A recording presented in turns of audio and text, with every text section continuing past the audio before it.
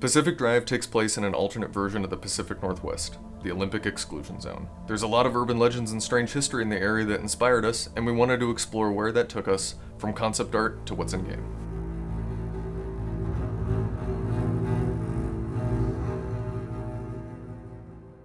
What works in our original concept is the twisting of the familiar. The surreal quality of the world is what leaves a distinct impression. Early in its history, the Olympic Peninsula was very much as you'd expect, but at a certain point things drastically changed, and as you explore, you get to figure out how. It's these mysterious changes that help build our world and establish our setting. They keep you on your toes, and they'll prevent you from knowing what's around the next corner of the road. When it comes to the Pacific Northwest and the Olympic Peninsula, there is so much that comes to mind that matches with Pacific Drive. The deep forests, the moody rain, feeling of isolation when you're out in the wilderness. For the game, we took these elements and not only reinforced them, but built them up with unexplainable anomalies, monolithic ruins, and the stories of the people that live there. Hi, my name is Jacob, and I'm the foreground art lead for Pacific Drive. I built the tools and items that you find out in the zone, but my biggest contribution is the station wagon that's keeping you alive. We wanted the car to feel nostalgic, but also reliable. We went with an 80s inspired design on the car for this reason. The wood paneling, chrome hubcaps, and long hood all contribute to that. Because each part of the car is customizable, I modeled them with a higher degree of detail than players normally see in games. A good example of this is the suspension and wheel assembly, which is extremely close to a real-world equivalent, and you'll see it when you swap out your tires. Our quintessential American station wagon has seen some hard miles. By the time the player sees it, there's some rust, some sketchy parts, and mismatched wheels to visually sell that our car has a long history in the zone. The view from behind the wheel is under constant iteration. We're communicating a lot of information to the player. Our kit-bashed approach to the tech, features, computer components, old-school displays, and camera parts that you would have seen throughout the digital revolution.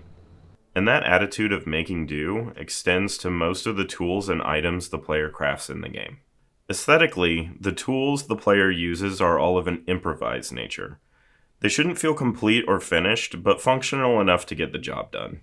A great example of this is the battery pack, which can be used to jumpstart the car, or give it some extra juice while out on a run. It's clearly made up of an old wooden toolbox, whatever cables are laying around, and a half-exposed battery. In any working garage, this might be a major hazard, but out in the zone, it works just fine.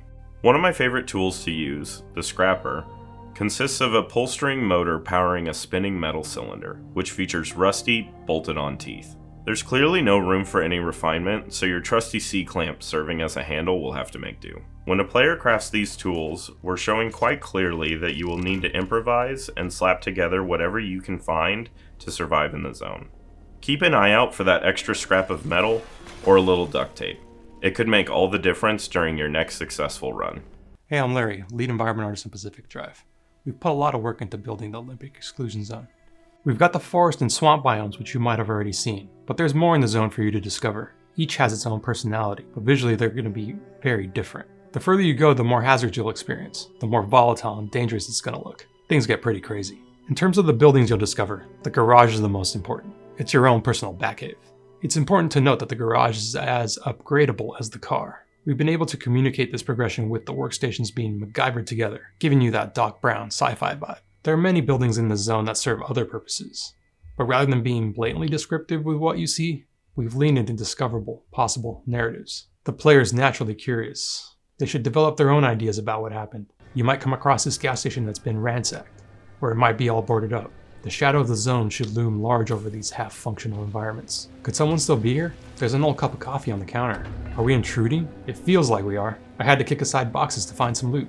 These visual clues can lead players to draw their own conclusions rather than forcing them to know exactly what could have happened. We want mystery to linger, because that's the zone in a nutshell. In contrast to the civilian areas, the art facilities are industrial and monolithic in comparison. These structures have a psychological effect on the player. They're imposing and aggressive, monuments to an organization arrogant enough to try to control the zone.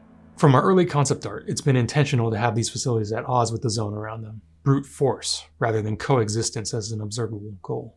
The inner walls are a great example of this failure to coexist. Their massive man-made interiors are overrun with terrifying anomalies. abandoned machinery, and supplies left to rot in large shipping containers. As the player moves through these areas, the number one goal is to survive, and there is history here to discover. We want to give our players a chance to pursue their own interpretation of what happened to the people of the zone when it all began. Overall, these environments and the impressions we're trying to give of the zone are visually designed to push players around the next corner, that there's something exciting there, or illuminating, to add to their story. As we began to see the Olympic Exclusion Zone take shape, we started to find that our own ideas of the Pacific Northwest coalesced into something new and never before seen. That's what we wanted to have happen for Pacific Drive. It's a surreal and twisted version of our recognizable world, one that has its own interesting stories to uncover, but is also alive and filled with the unexpected. The zone is its own character in the game, and our players will get to create their own stories as they explore it.